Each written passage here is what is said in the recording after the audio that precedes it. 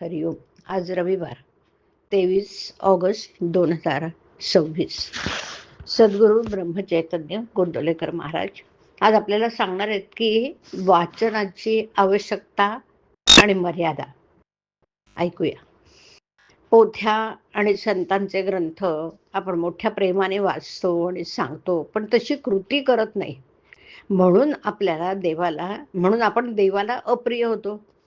संतांचे ग्रंथ हे अगदी प्रिय व्यक्तीच्या पत्राप्रमाणे मन लावून वाचावेत.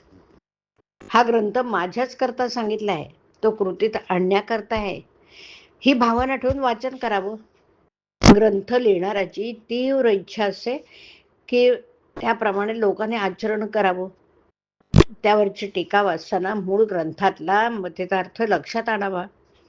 भाषांतरकार हा भाषांतराप्रमाणे आपलं थोडं घालतोच, मूळ ग्रंथ वाचणं हे केव्हाही चांगलं.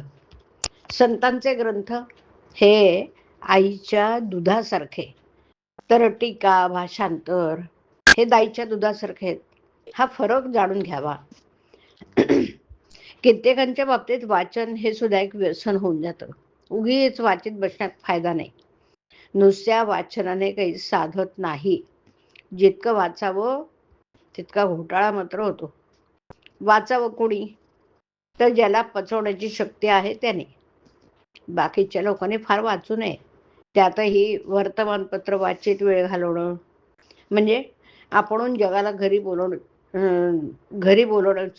बोलावणे होय. वाचनाने मनन झालं पाहिजे. मनन झालं की ते आपल्या रक्तात मिसळतं. वाचन आणि साधन बरोबर चालावे, मग साधकाला वाचनापासून खरा अर्थ कळतो आणि आनंद होतो. साधन आणि वाचन असलं की साधक कधीही मागे पडायचा नाही. उपनिषद, गीता, योग वासिष्ठ यासारखे वेदांतपूर्ण असे ग्रंथ वाचणं आणि समजावून घेणं आपल्या उपासनेला आवश्यक असतं.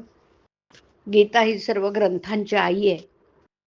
प्रवृत्ती आणि निवृत्ती, कर्मयोग आणि कर्मसन्यास यांचं एकीकरण करण्यासाठी गीता सांगितली आहे. हे लक्षात ठेवून ती वाचावी. वेदांत हा आचरणात आणल्याशिवाय त्याचा उपयोग नाही. हितकारक गोष्ट आचरणात आणलीच पाहिजे. समजा आपण एका गावाला जायला निघालो, मोठ्या रस्त्याने जातोय, वाटेत एक माहितगार इसम भेटला आणि त्याने आपल्याला जवळची एक पायवाट दाखवली. पण त्या पायवाटेने आपण आपल्या गावी लवकर पोचतो. तसं उपासनेच्या मार्गामध्ये स्वतःचा दोष स्वतःला कळत नाही. आपलं मन ताळ्यावर राहत नाही. अशा वेळी गीतेसारख्या ग्रंथांच्या वाचनाने आपला दोष आपल्याला कळतो आणि आपली चूक आपल्याला कळली तर आपण लवकर सुधारतो. पोथी वाचायची ती कशा करता?